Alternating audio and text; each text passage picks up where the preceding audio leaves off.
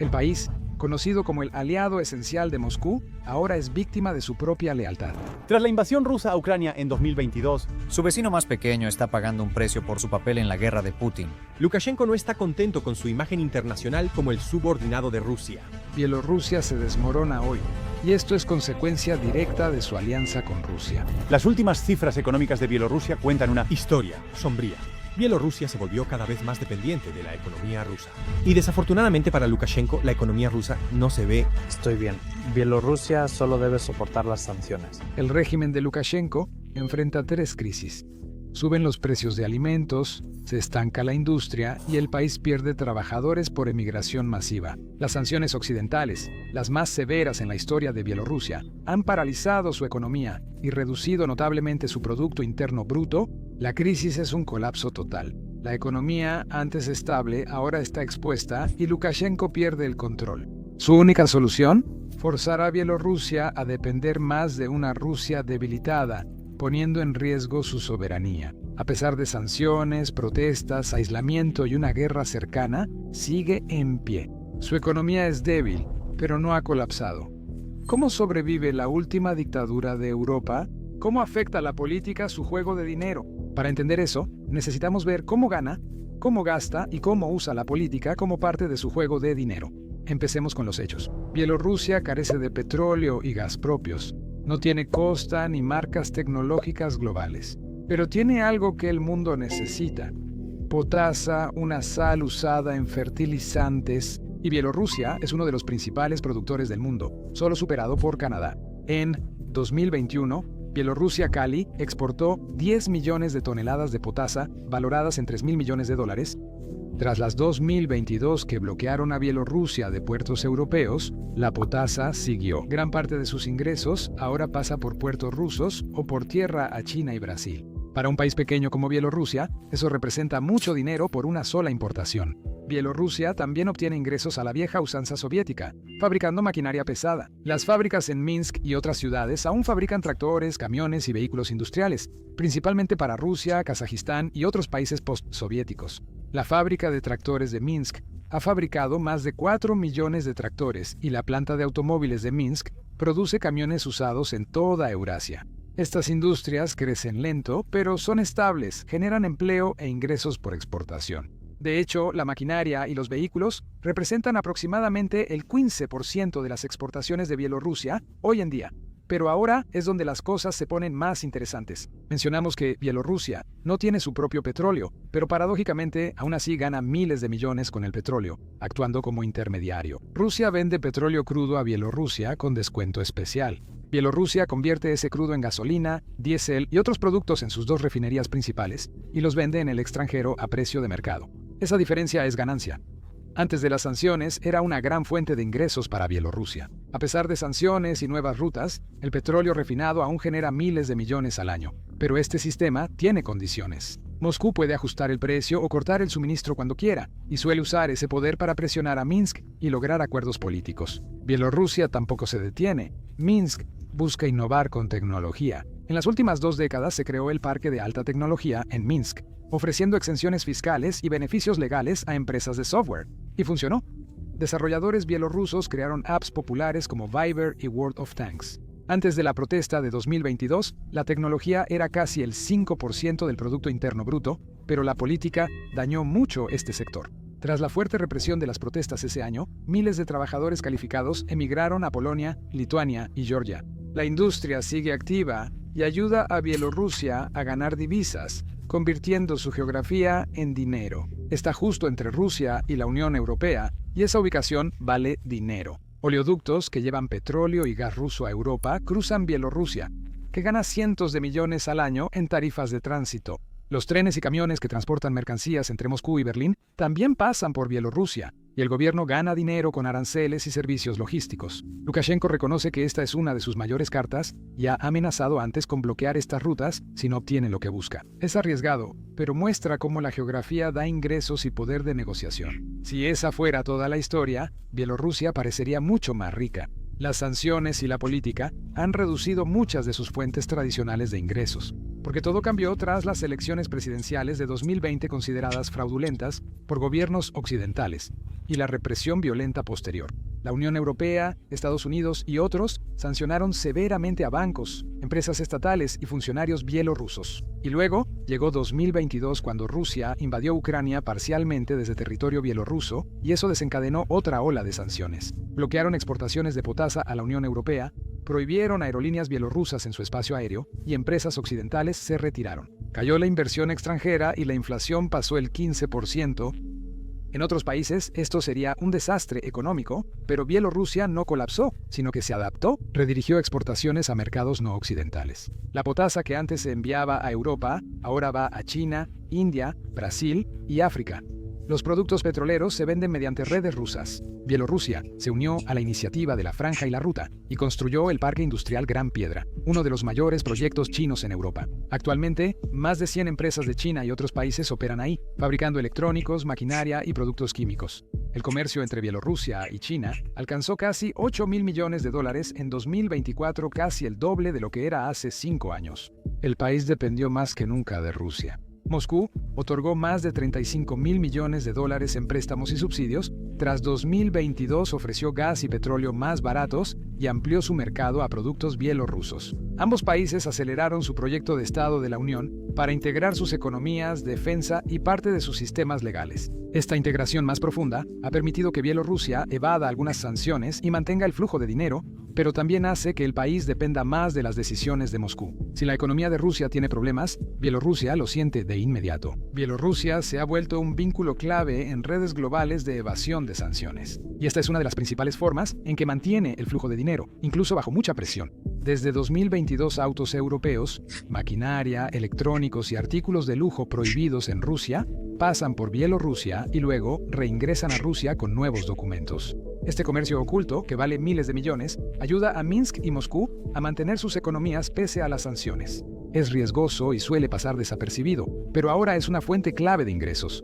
Bielorrusia convierte el aislamiento en oportunidad. Esa habilidad para hallar dinero en lugares inesperados también ocurre dentro del país. El gobierno depende de flujos de efectivo comunes y constantes, más allá de acuerdos estatales o comercio encubierto. Uno de los más importantes son las remesas. Cada año, los bielorrusos en el extranjero envían cerca de $1.000 millones a casa, sobre todo desde Rusia, Polonia y Lituania. Muchas personas se fueron tras las protestas de 2020 y más después de 2022, pero no rompieron del todo los lazos. Su dinero apoya a las familias, impulsa el gasto local y aporta divisas extranjeras muy necesarias. En un sistema donde cada dólar cuenta, ese flujo privado de dinero se convierte en parte del sustento del Estado. Y no son solo las personas en el extranjero quienes mantienen todo en funcionamiento. Las pequeñas empresas en Bielorrusia son clave. El Estado controla las grandes industrias, pero muchas pequeñas tiendas, granjas y servicios locales cubren áreas que el gobierno no alcanza. Algunas operan en zonas grises legales y los funcionarios suelen ignorarlas porque disminuyen la carga estatal. Los impuestos, cuotas y permisos de estas pequeñas empresas aportan discretamente a los ingresos del gobierno. Alexander Lukashenko reconoce que el sector privado es necesario en la economía, aunque aún no confía totalmente en él. Esto está relacionado con un pilar clave y frecuentemente ignorado de la supervivencia de Bielorrusia: sus vínculos militares y de seguridad. Un sector que es mucho más importante económicamente de lo que podría parecer a primera vista. Bielorrusia heredó gran parte de la industria de defensa soviética y aún produce y exporta armas, vehículos, radares y otros equipos militares. Gran parte de esto está basado en diseños de la era soviética que ya han sido probados y comprobados. Estos productos no solo se venden a Rusia, sino también a otros países como en África, el Medio Oriente y partes de Asia. Generando valiosas divisas y manteniendo miles de empleos en fábricas estatales, esta red de defensa va más allá de la manufactura. Desde 2023, Bielorrusia alberga armas nucleares tácticas rusas, profundizando su cooperación militar y atando más a Minsk a Moscú. Miles de tropas rusas están ahora estacionadas en Bielorrusia, utilizando sus bases, campos de entrenamiento y centros logísticos como puntos de lanzamiento y zonas de amortiguamiento en la guerra en curso en Ucrania. Moscú financia la mayor parte de la infraestructura militar: carreteras, viviendas, combustible y transporte para sus fuerzas. Ese gasto inyecta dinero en la economía de Bielorrusia, apoya empresas locales y financia proyectos de construcción que generan empleos para trabajadores bielorrusos. Este acuerdo también tiene beneficios indirectos. La presencia rusa implica más ejercicios conjuntos, transferencia tecnológica y proyectos de defensa compartidos. Todo esto fortalece la base militar e industrial de Bielorrusia y les da a sus ingenieros acceso a financiamiento y experiencia rusos. Así que puedes ver claramente que es más que solo dinero y comercio, también se trata de poder. Y en este país, ambos están profundamente conectados. El presidente Alexander Lukashenko ha gobernado desde 1994 y durante esas 3 décadas ha construido un sistema donde la economía y la política se alimentan mutuamente. El Estado controla la mayoría de las grandes empresas, desde potasa y petróleo hasta maquinaria y energía. Esto implica que el gobierno no solo cobra impuestos, también controla su funcionamiento, dirección y destino del dinero. Los empleos, contratos e inversiones suelen darse a personas leales a Lukashenko, quienes reciben riqueza e influencia como recompensa. Esa es una forma en la que mantiene a la élite cerca y evita que los rivales lleguen demasiado lejos. Y por supuesto, en este gigantesco sistema de empresas controladas por el Estado, está lleno de corrupción y acuerdos turbios. Por eso la maquinaria sigue funcionando, aún con presión económica. En Bielorrusia, las conexiones importan más que la calidad de productos o servicios. Los líderes empresariales cercanos al gobierno a menudo ganan contratos estatales, obtienen préstamos baratos o disfrutan de exenciones fiscales con las que su competencia solo puede soñar. El poder en Bielorrusia no depende únicamente de las élites. El Estado busca mantener a los ciudadanos tranquilos mediante subsidios y beneficios sociales que dan sensación de seguridad. Gas, electricidad y calefacción tienen altos subsidios, y el transporte público en Minsk es más barato que un café.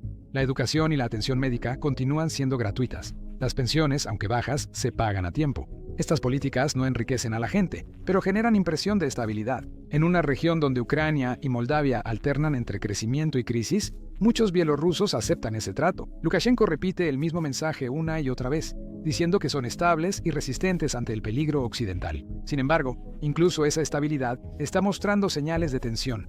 Desde 2020, los salarios reales apenas han cambiado y la inflación ha erosionado los ahorros. El salario promedio mensual es de 1.800 rublos bielorrusos, $550, mucho menor que los $1.700 de Polonia.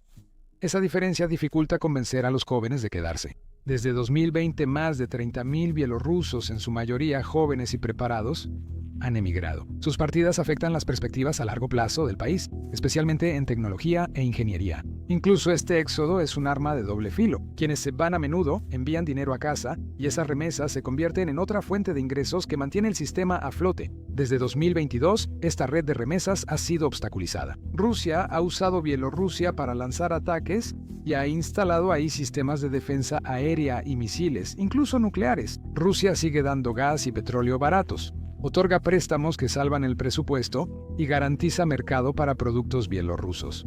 Hoy en día, más del 45% de las exportaciones de Bielorrusia van a Rusia, y más de la mitad de sus importaciones provienen de ahí. La interdependencia económica da al Kremlin influencia sobre Minsk, pero Bielorrusia es demasiado estratégica para que Moscú permita su fracaso. Como uno de los pocos aliados leales de Rusia y un importante colchón contra la OTAN, Bielorrusia vale la inversión, y Lukashenko lo sabe. Además de Rusia, China es ahora un actor clave en el equilibrio de Bielorrusia. Beijing ha invertido en infraestructura, manufactura y logística, destacando el gran parque industrial de piedra, de 100 kilómetros cuadrados, conocido como la perla de la iniciativa de la Franja y la ruta de China en Europa.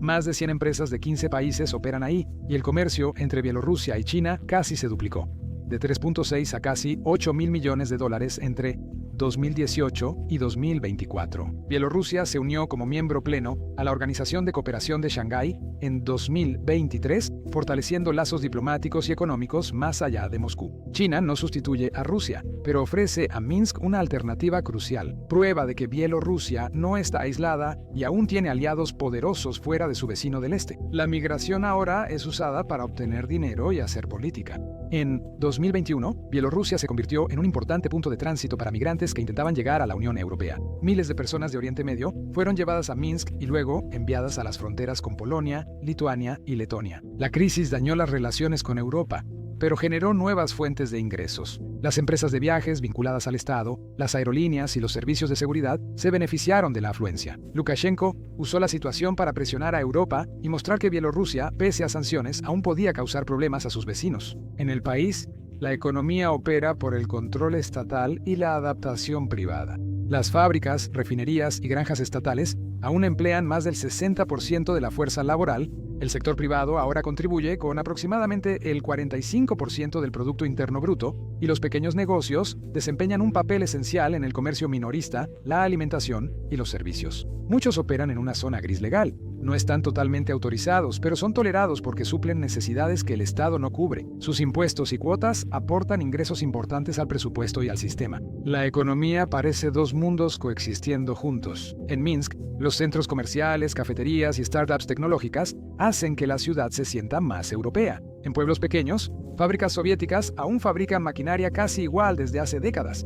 Algunas familias cultivan verduras en huertos traseros para complementar su alimentación, mientras que otras conducen autos europeos importados comprados de segunda mano a través de Rusia. Aunque los salarios son bajos y los precios suben, la mayoría de los bielorrusos sigue cautelosa ante la política. Se quejan de los problemas económicos, pero temen que un cambio repentino pueda traer caos o incluso guerra. Recuerda, Lukashenko depende mucho de ese miedo, usándolo para justificar sus políticas y presentarse como el único garante del orden. Sin embargo, las grietas bajo la superficie son cada vez más evidentes. Las protestas de 2020 mostraron el profundo enojo público.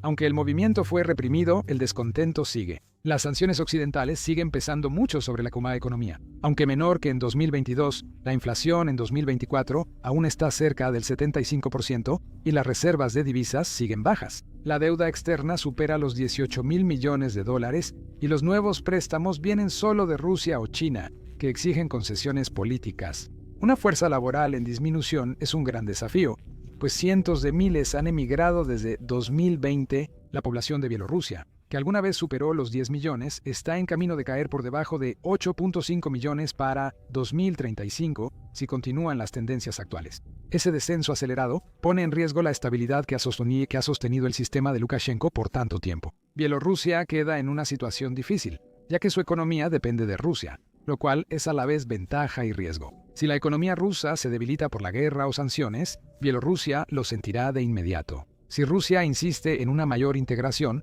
Lukashenko podría perder la independencia que ha defendido. Al mismo tiempo, Bielorrusia sabe que no puede depender únicamente de China, ni siquiera de la ayuda comercial y financiera de Pekín. El principal interés de China es la estabilidad interna y el acceso a mercados europeos, no Bielorrusia. Si esos intereses cambian, Bielorrusia podría quedarse con menos aliados.